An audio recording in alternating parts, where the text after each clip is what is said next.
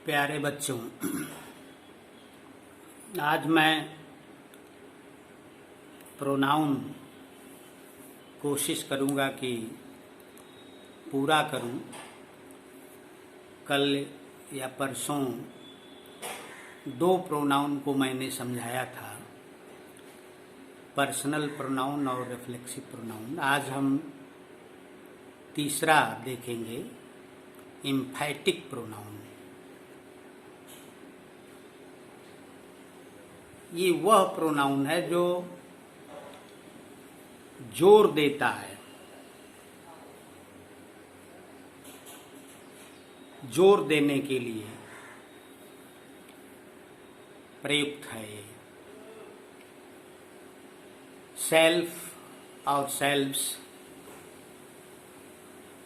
इसमें भी लगे होते हैं, लेकिन सब्जेक्ट के तुरंत बाद इसका प्रयोग करते हैं और सब्जेक्ट पे जोर जाता है। जैसे हम कहें, आई माई सेल्फ डिड इट, मैंने स्वयं इसे किया। आई माई सेल्फ, आई जो सब्जेक्ट है, इसके तुरंत बाद माई सेल्फ लगा हुआ है। I myself did it, मैंने स्वयं इसे किया। जैसे you yourself should go there, आप स्वयं वहां जाएं। You yourself should go there. He himself did the work, उसने स्वयं काम किया। हिंदी में स्वयं, और ध्यान यही देंगे कि सब्जेक्ट के तुरंत बाद इस प्रोनाउन का प्रयोग करते हैं। चौथा है डिमॉन्स्ट्रेटिव प्रोनाउन। डिमॉन्स्ट्रेट मीन्स प्रदर्शित करना, दिखाना, शो, संकेत करना। किसी निश्चित या अनिश्चित नाउन को दिखाने के लिए इसका प्रयोग करते हैं। जैसे दिस है, दैट है, दीज है, दोज है। This is a pen, this is a pen. ये जो दिस शब्द है, पेन जो एक संज्ञा है, की ओर संकेत करता है। तो यहाँ पे दिस शब्द डिमॉन्स्ट्रेटिव प्रोनाउन हुआ। That is yours pen,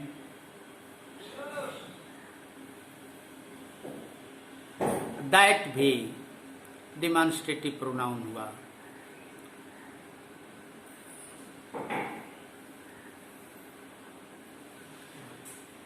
these are mine books, these are my books, ये मेरी किताबें हैं। तो ये निश्चित या अनिश्चित नाउन की ओर संकेत करते हैं, इसलिए ही इन्हें संकेतवाचक सर्वनाम कहते हैं। दिस, दैट, दीज, दोज, ये संकेतवाचक सर्वनाम है। पांचवा है रिलेटिव प्रोनाउन, संबंध सूचक सर्वनाम। रिलेटिव प्रोनाउन अपने पूर्व आए हुए नाउन से अपना संबंध बनाता है यह प्रोनाउन। अपने पूर्व आए हुए नाउन से संबंध बनाता है। इतना ही नहीं, ये दो वाक्यों को जोड़ने का भी काम करता है। जैसे मैं कहूं, this is the boy who stole your watch. This is the boy who stole your watch. ये वही लड़का है जिसने आपकी घड़ी चुराई। जो या जिसने, तो जो हु शब्द आया, इसके पहले बॉय जो नाउन है उसके ठीक बाद आया। जैसे मैं कहूं, this is the girl whose father is a teacher. This is the girl whose father is a teacher. यह वही लड़की है जिसके पिता एक अध्यापक हैं। I know the man who stole your book. मैं उस आदमी को जानता हूं जो आपकी घड़ी किताब चुराया। उस आदमी को जानता हूं जो, हु के पहले द मैन लगा हुआ है, उससे रिलेट करता है, संबंध बनाता है, इसलिए इसको रिलेटिव प्रोनाउन कहते हैं। छठा है इंटरोगेटिव प्रोनाउन। ये वे प्रोनाउंस होते हैं जो प्रश्न पूछने का काम करते हैं। जैसे हम कहते हैं, what is your name. What शब्द यहाँ पे इंट्रोगेटिव प्रोनाउन हुआ क्योंकि यह प्रश्न पूछने का काम करता है। Which is your pen. Which is your pen. जो ये इंट्रोगेटिव वर्ड्स होते हैं, इनके आगे क्रिया का होना जरूरी है। जैसे what is your name, what के आगे इज लगा हुआ है तो प्रश्न बना है, इसलिए ये इंट्रोगेटिव प्रोनाउन है। अगला है डिस्ट्रीब्यूटिव प्रोनाउन। ये वे प्रोनाउंस हैं जो एक समय में एक ही व्यक्ति या एक ही वस्तु के लिए प्रयोग किए जाते हैं। एक समय में एक ही वस्तु या एक ही व्यक्ति के लिए प्रयुक्त हैं ये। जैसे each is a fine pen. Each is a fine pen. Every is a fine book. Take neither of these pens. इन कलमों में से किसी को मत लो। Take neither of these pens. तो ये जो ईच है, एवरी है, नाइदर है, आइदर है, से you can have either of the book. किंतु यदि ईच, एवरी, आइदर, नाइदर के पश्चात किसी नाउन का प्रयोग किया जाता है तब ये डिस्ट्रीब्यूटिव एडजेक्टिव हो जाते हैं।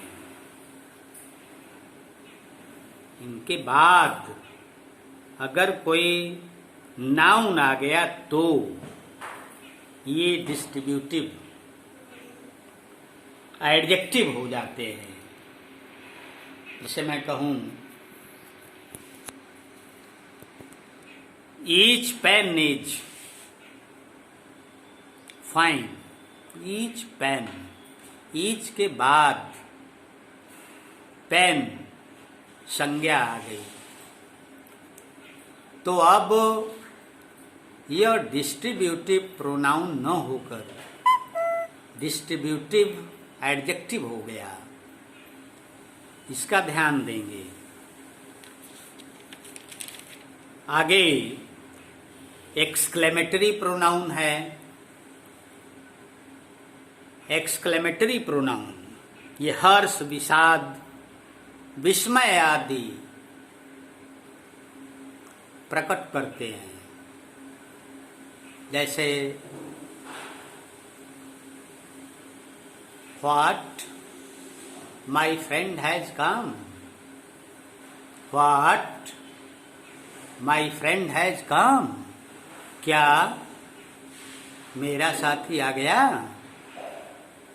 यहाँ पे जो व्हाट शब्द लगा, इसके आगे मार्क ऑफ एक्सक्लेमेशन भी लगा होना चाहिए, लगा होता है। व्हाट के आगे चिन्ह लगेगा, मार्क ऑफ एक्सक्लेमेशन। जैसे मैं कहूं why he is still sleeping, क्यों वो अभी भी सो रहा है। यहाँ पे व्हाई शब्द एक्सक्लेमेटरी प्रोनाउन हुआ। अगला इम्पर्सनल प्रोनाउन है। अब जब किसी प्रोनाउन का प्रयोग इस प्रकार होता है कि वह किसी भी व्यक्ति या वस्तु के लिए न आए, तो वह इम्पर्सनल प्रोनाउन कहा जाता है। जैसे मैं कहूं इट रेन्स, इट रेन्स, वर्षा होती है। अब यहां इट का अर्थ यह नहीं निकलता। ऐसे इट इज 10 o'clock, 10 बजे हैं, इट इज 10 o'clock। तो यहाँ पे अब इट शब्द इम्पर्सनल प्रोनाउन है। रिलेटिव प्रोनाउन, रिलेटिव प्रोनाउन तो समझा दिया। रेसिप्रोकल प्रोनाउन है, रेसिप्रोकल प्रोनाउन। जैसे ईच अदर है, वन अनदर है। इनका हिंदी में अर्थ होता है आपस में या एक दूसरे से। जैसे मैं कहूं